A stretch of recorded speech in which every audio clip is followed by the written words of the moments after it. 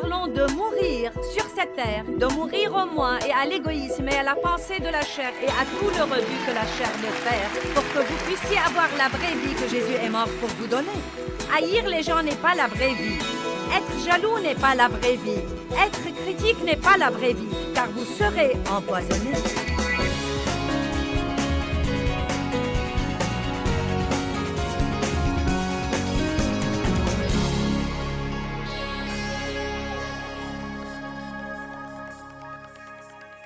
Nous allons parler ce matin de ce qu'aurait pensé Jésus.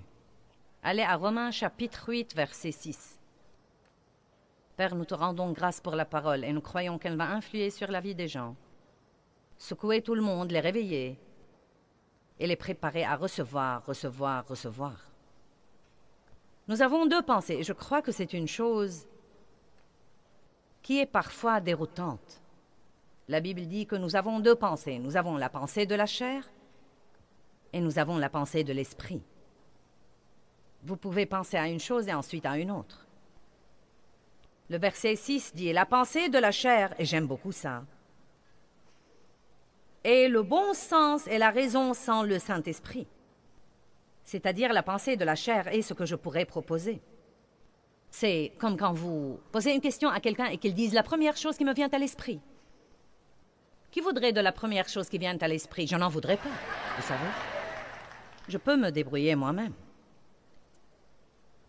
Il dit « La pensée de la chair, qui est le bon sens, et la raison sans le Saint-Esprit, est la mort. » La mort qui comprend toutes les misères résultant du péché ici-bas et à l'au-delà. Donc, je crois qu'il est juste de dire que si nous vivons par la pensée de la chair, ou que si nous pensons selon la chair, nous expérimenterons toutes les sortes de misères connues de l'homme. Certains des gâchis dans votre vie sont liés aux gâchis dans votre pensée. Et si vous pouvez renouveler votre pensée, vous commencerez à expérimenter la nouvelle vie que Jésus est mort pour vous donner. Vous n'avez pas besoin de persuader Dieu de faire quelque chose de bon pour vous. Il est bon et tout ce qu'il veut faire, c'est ce qui est bon pour vous. Mais vous devez être d'accord avec Dieu. Et si vous pensez tout le temps à un tas de rebuts que le diable vous met dans la tête et que vous croyez ces mensonges, si vous vivez trompé, bien que Jésus soit mort une mort très pénible pour que vous ayez une vie merveilleuse, vous n'allez pas vivre cette vie merveilleuse. La Bible dit dans Romains 12, 2, vous devez renouveler votre pensée. Ne vous conformez pas à ce siècle, mais soyez transformés. Comment? Par le renouvellement complet de votre pensée. Proverbe 23, 7 dit « Comme un homme a pensé dans son âme, tel il est. » 2 Corinthiens 10, 4 et 5 dit que nous sommes dans une guerre et que la guerre que nous menons n'est pas une guerre naturelle, c'est une guerre spirituelle. Et que Satan essaye de bâtir des forteresses dans nos pensées et que nous devons détruire les mauvaises pensées, les mauvais raisonnements et imaginations et théories qui luttent continuellement contre la vraie connaissance de la parole de Dieu. Vous ne saurez pas quand le diable vous ment si vous ne connaissez pas la parole. Vous m'avez entendu? Vous ne saurez pas que le diable vous ment si vous ne connaissez pas la parole. Et indépendamment de ce que vous pouvez penser, et indépendamment de tous les jugements que vous pouvez avoir, nous n'essayons pas de vous vendre des livres et des bandes et des vidéos et des CD pour pouvoir gagner un peu d'argent. La parole de Dieu a complètement changé ma vie et elle va changer votre vie. Quiconque essaye d'enseigner quelque chose à quelqu'un lui offre toujours des informations sur des bandes. Et vous devez écouter les bandes quand vous vous préparez le matin ou quand vous conduisez votre voiture. Tous ces moments qui sont ce que j'appelle en fait un temps mort. En d'autres termes, vous faites quelque chose que vous devez faire, mais ce n'est pas quelque chose qui utilise votre intellect et qui vous empêche d'écouter de la bonne musique ou un bon enseignement. Et surtout quand vous avez une guerre qui se déroule dans votre pensée. Mon sens, c'est le temps idéal pour jouer une de ces bandes ou de la bonne musique. Et si vous en nourrissez votre pensée, le diable ne pourra pas l'utiliser comme une décharge publique. Alléluia. Donc la pensée de la chair apporte toutes sortes de misères. Mais la pensée de l'esprit et la vie et la paix, maintenant et pour l'éternité. Nous avons deux pensées. Allez à Romains 13, 14. Sautez quelques pages ou regardez le verset sur l'écran. Je veux que vous écoutiez la version de la Bible amplifiée. Mais revêtez-vous du Seigneur Jésus-Christ, le Messie, et ne vous abandonnez pas aux préoccupations de la chair pour en satisfaire les convoitises. Voilà comment vous arrêtez la chair. Arrêtez de penser aux mauvaises envies de votre nature physique pour en satisfaire les désirs et les convoitises. Laissez-moi le dire d'une autre façon. Revêtez-vous du Christ et arrêtez de permettre à la chair de vous dominer en pensant à toutes ces mauvaises envies et convoitises, car quand vous faites ça, vous ouvrez une porte pour satisfaire la chair. En d'autres termes, si je pense tout le temps à l'injustice que quelqu'un m'avait faite et que j'y pense et que j'y pense et que j'y pense et que j'y pense et que j'y pense, écoutez la vérité. Il n'y a absolument pas moyen que je le traite comme il faut quand je vais le rencontrer. Et même si je réussis à me taire, il va le voir dans mon langage corporel ou il va le voir sur l'expression de mon visage. C'est pourquoi nous devons pardonner vite et nous devons méditer les versets sur l'amour. Voilà un verset que vous devez mémoriser et méditer. Tu aimeras le Seigneur ton Dieu de tout ton cœur, de toute ton âme, de toute ta pensée et de toute ta force, et tu aimeras ton prochain comme toi-même. Et Jean chapitre 13, verset 34. Je vous donne un commandement nouveau. Aimez-vous les uns les autres comme je vous ai aimés. À ceux-ci, tous connaîtront que vous êtes mes disciples. Église, marchons selon l'amour. Vous n'allez pas marcher selon l'amour si vous n'avez pas des pensées aimables. Là où la pensée va, l'homme suivra. En vérité, nous nous préparons à l'action par les pensées que nous avons. Vous ne devez pas réfléchir à tout ce qui vous passe par la tête et vous ne devez pas le méditer. Si une chose qui n'est pas selon la parole de Dieu vous passe par la tête et que vous savez parfaitement qu'elle va empoisonner votre vie et que ce n'est pas ce qu'aurait pensé Jésus, vous pouvez dans ce cas dire « Non, je ne vais pas y penser » et vous pouvez penser à quelque chose d'autre exprès.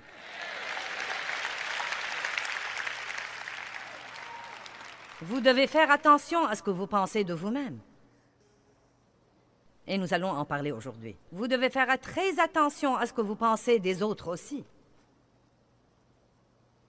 Vous devez faire attention à ce que vous pensez de votre avenir. Car ce que vous pensez maintenant est ce que vous vivrez demain. Allez, Église. Mettez fin aux pensées qui vous font marcher selon la chair. Quand vous êtes régénéré, votre pensée n'est pas régénérée. Le saviez-vous? Vous êtes régénéré, vous vous regardez dans le miroir, vous n'avez pas changé. Vous recevez le Christ comme votre sauveur, et à moins que vous collaboriez avec le Saint-Esprit pour renouveler votre pensée, vous penserez toujours au même vieux rebut auquel vous pensiez auparavant. En fait, vous pouvez être régénéré et penser toujours au vieux rebut et faire beaucoup des mêmes choses. Maintenant, quand une personne est vraiment régénérée, vous allez voir des changements dans sa vie car il doit y avoir du fruit. Mais votre comportement ne va pas beaucoup changer si vous ne changez pas votre pensée. C'est pourquoi la Bible dit dans Éphésiens 4 que nous devons tous les jours renouveler nos attitudes et renouveler nos pensées. Que veut dire cela? Que je dois tous les jours contrôler ma pensée, discipliner ma pensée et exercer ma pensée. Tous les jours, tous les jours, tous les jours, tous les jours, tous les jours, tous les jours, tous les jours, tous les jours. C'est génial d'entraîner votre corps pour le discipliner, mais vous devez aussi discipliner votre pensée. Ne permettez pas à votre pensée de se déchaîner et de faire tout ce qui lui plaît. Vous pensez peut-être que parce que ces pensées sont privées et qu'elles sont au-dedans de vous, que ça n'a pas d'importance. Mais c'est le plus grand tissu de mensonges que le diable ait jamais dit à quelqu'un, car Dieu est un Dieu de cœur. Et il dit, quiconque regarde une femme pour la convoiter a déjà commis Il a déjà commis un adultère avec elle dans son cœur. La Bible dit, quiconque est son frère est un meurtrier. Allez maintenant. Dites, mes pensées sont très importantes. Nous avons tous de grands moments dans notre vie spirituelle. J'ai été rempli du Saint-Esprit en 1976. Quand Dieu m'a appris l'importance de le chercher pour sa personne et non pas pour ce qu'il peut me donner, c'était une chose qui m'a changé la vie. Ne vous servez pas de Dieu pour obtenir tout ce que vous voulez. Venez à lui parce qu'il est. Et il est fantastique. Vous ne pouvez pas vivre sans lui. Et un petit moment en sa présence vaut en fait plus de 1000 ans ailleurs. Un autre grand moment dans ma vie avec Dieu était quand il m'a appris l'importance de la vie intérieure. Vous voyez, je crois que beaucoup de gens vivent toute leur vie chrétienne en se souciant des apparences.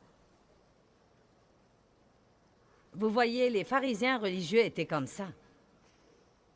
Et bon sang, Jésus avait vraiment beaucoup de choses dures à leur dire. Il leur a dit, vous faites bonne figure, vous payez la dîme, vous assistez à toutes les réunions qu'il faut, vous observez toutes les fêtes religieuses, mais au-dedans, vous êtes remplis de méchanceté et de jugement et de mauvaises pensées et vous vous croyez meilleur que les autres. Allez maintenant. Nous devons faire attention à nos pensées. Le diable essaye toujours de nous pousser à critiquer et à juger et à chercher la petite bête. Et bien que ça ne sorte pas toujours de notre bouche, combien de fois nous regardons quelqu'un faire quelque chose et dans notre fierté nous pensons « moi je ne l'aurais jamais fait ».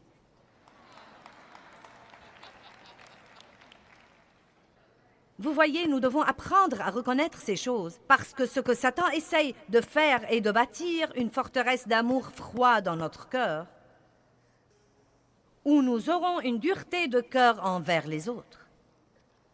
La parole nous enseigne que nous devons être cléments et être très patients et être doux, et que nous devons tâcher d'apporter le rétablissement aux gens, et que nous ne devons pas avoir une trop haute opinion de nous-mêmes, mais penser de nous-mêmes selon les dons de la grâce que Dieu nous a départis.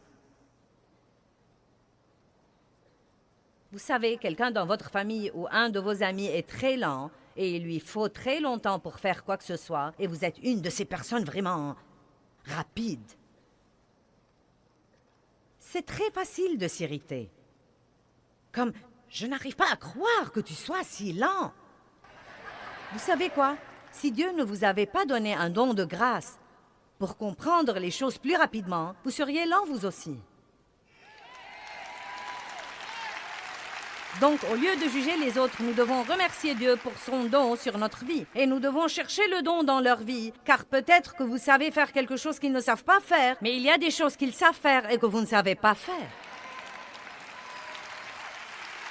Et normalement, les gens qui sont lents font les choses mieux que ceux qui les font rapidement. Nous faisons quelque chose et nous en finissons, mais nous ratons parfois les détails. Alléluia! Eh bien, parlons de certaines des conditions diverses de notre pensée et parlons de ce qui est normal et de ce que Jésus aurait pensé. Car la Bible dit dans 1 Corinthiens 2,16, nous avons la pensée de Christ. Dites, j'ai la pensée de Christ. La Bible amplifiée dit, nous avons les pensées, les sentiments et les intentions de son cœur. Donc, dans ma pensée de l'esprit, j'ai la capacité même de penser comme aurait pensé Jésus dans toutes les situations. Mais une des choses que nous devons faire, et bon sang, notre société lutte contre nous. Le diable utilise notre société pour lutter contre nous. Nous devons ralentir notre course. Et nous devons ralentir notre course pour discerner les choses,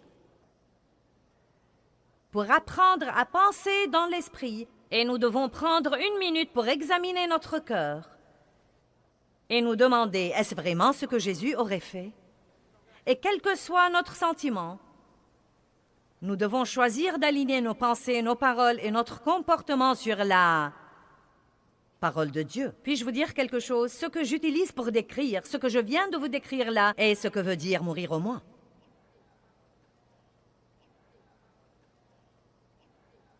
Paul dit, je meurs tous les jours.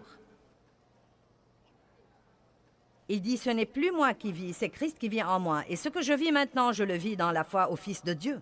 Jésus dit, si quelqu'un veut venir après moi, qu'il se charge de sa croix, qu'il s'oublie lui-même et qu'il oublie tous ses intérêts et qu'il me suive.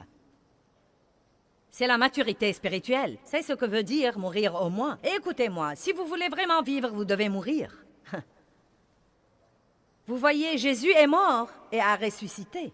Eh bien, nous ne parlons pas d'une mort physique et d'une résurrection spirituelle. Nous parlons de mourir sur cette terre, de mourir au moi et à l'égoïsme et à la pensée de la chair et à tout le rebut que la chair veut faire pour que vous puissiez avoir la vraie vie que Jésus est mort pour vous donner. Haïr les gens n'est pas la vraie vie. Être jaloux n'est pas la vraie vie.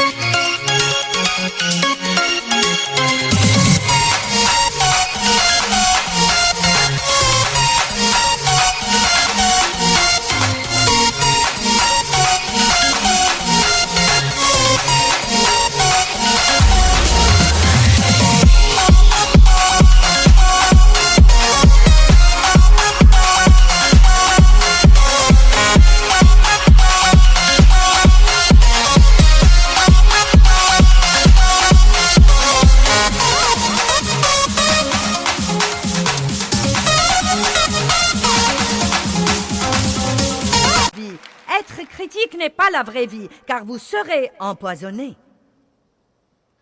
Nous pouvons aller à l'église et nous pouvons sauter avec tous les autres et nous pouvons citer tous les bons versets au bon moment. Mais si nous sommes remplis de rebut au-dedans de nous, nous aurons une vie empoisonnée. Et au moment où nous nous y attendons le moins, cette chose misérable qui est au-dedans de nous sortira à pas de loup et se manifestera et nous aurions préféré qu'elle reste cachée.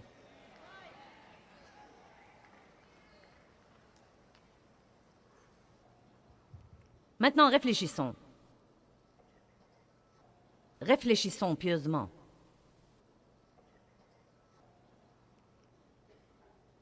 Dave m'a blessé. C'est juste une imagination. Pauvre Dave, on le harcèle tellement.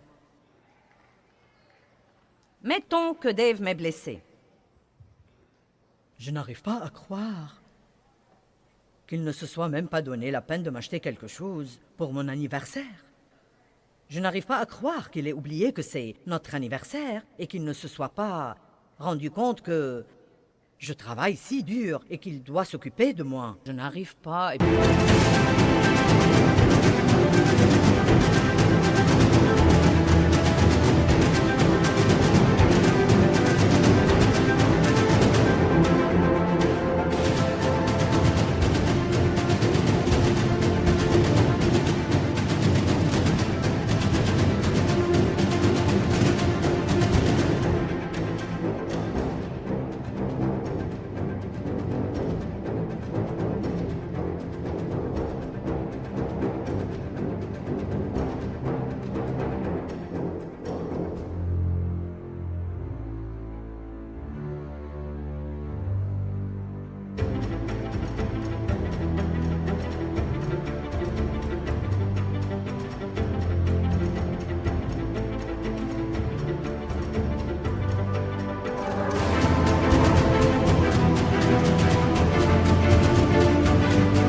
Je peux y penser, et y penser, et y penser. Et plus j'y pense, plus je serai malheureuse.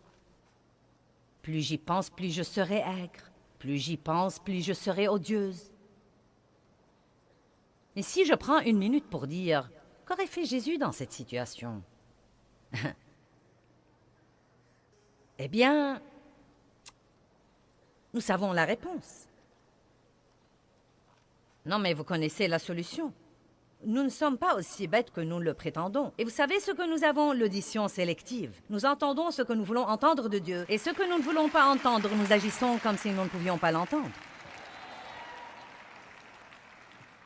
Débarrassez-vous de l'audition sélective et commencez à entendre tout ce que Dieu a à vous dire. Eh bien, arrêtez-vous. Bien, Seigneur, je suis malheureux, je me sens déprimé, je me sens découragé. Qu'est-ce qui ne va pas? Oh, c'est mes pensées.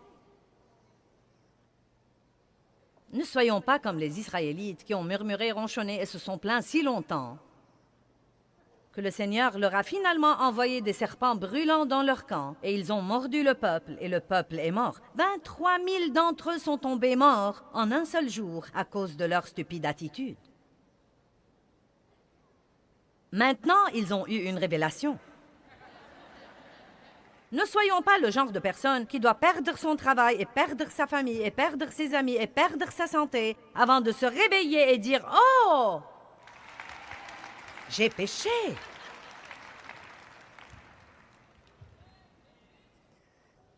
Comprenez quand Dieu vous convainc là-dedans. Eh bien, vous savez quoi? Je ne crois pas que Dieu nous envoie quelqu'un dans notre vie pour nous confronter et nous corriger avant d'avoir essayé de nous corriger et nous confronter lui-même dans l'esprit. Et si nous ne recevons pas la correction privée de Dieu, il nous corrigera à ce moment-là publiquement. Je vous vois là-bas.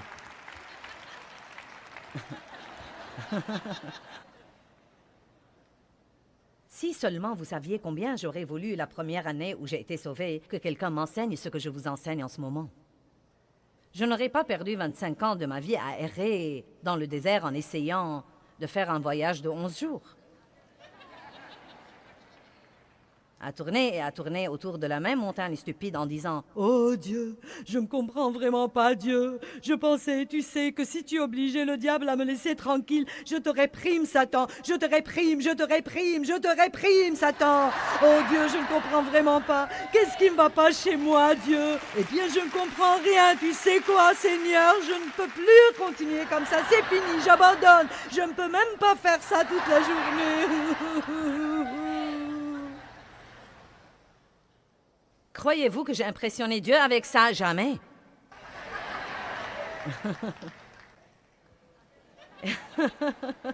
Il n'y a qu'une chose qui touche Dieu, et c'est la foi et l'obéissance. Il n'y a qu'une chose qui touche Dieu, et c'est de prononcer sa parole de nos bouches.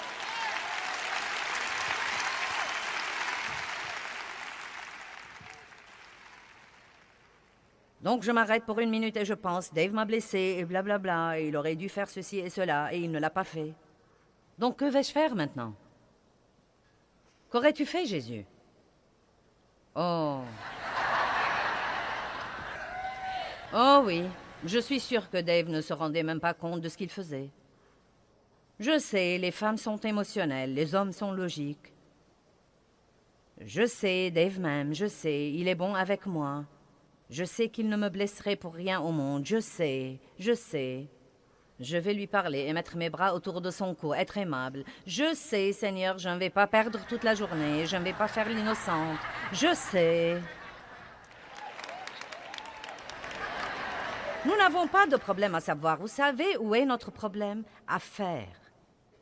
Car maintenant, je peux savoir ce que Dieu veut que je fasse, mais pour que j'aille le faire, ma chair doit mourir. Ça ne vous donne pas la chair de poule quand Dieu vous demande d'aller parler à quelqu'un dont vous êtes fâché? Ou encore ça, quand le Seigneur vous dit « Pourquoi ne vas-tu pas t'excuser et arranger les choses? Mais moi, je n'ai rien fait! »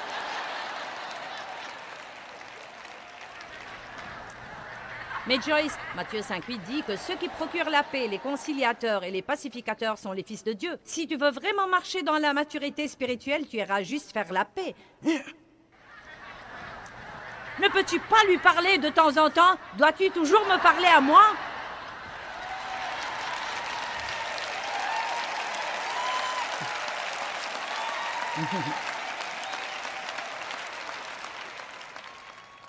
Je me rappelle que je gémissais et que je me plaignais et que je disais au Seigneur, « Pourquoi est-ce que tu exiges toujours tous ces trucs de moi et je vois tant d'autres personnes dans le monde marcher selon la chair et s'en tirer? » Et vous savez ce qu'il m'a dit? « Écoute, tu m'as demandé beaucoup de choses. Est-ce que tu les veux vraiment ou pas? »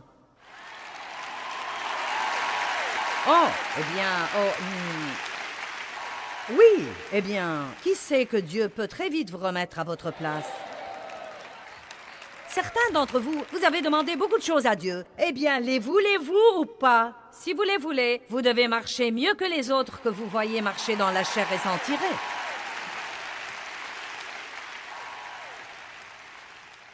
Et je vous dis la vérité. Pour aller de la pièce où Dieu vous parle à l'autre pièce où est cette personne, est-ce que je dis la vérité?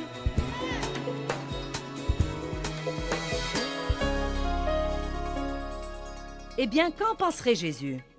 Je crois certainement que nous savons qu'il ne se serait pas inquiété, qu'il n'aurait pas essayé de tout comprendre, qu'il ne serait pas angoissé, qu'il n'aurait jugé personne et qu'il n'aurait critiqué personne.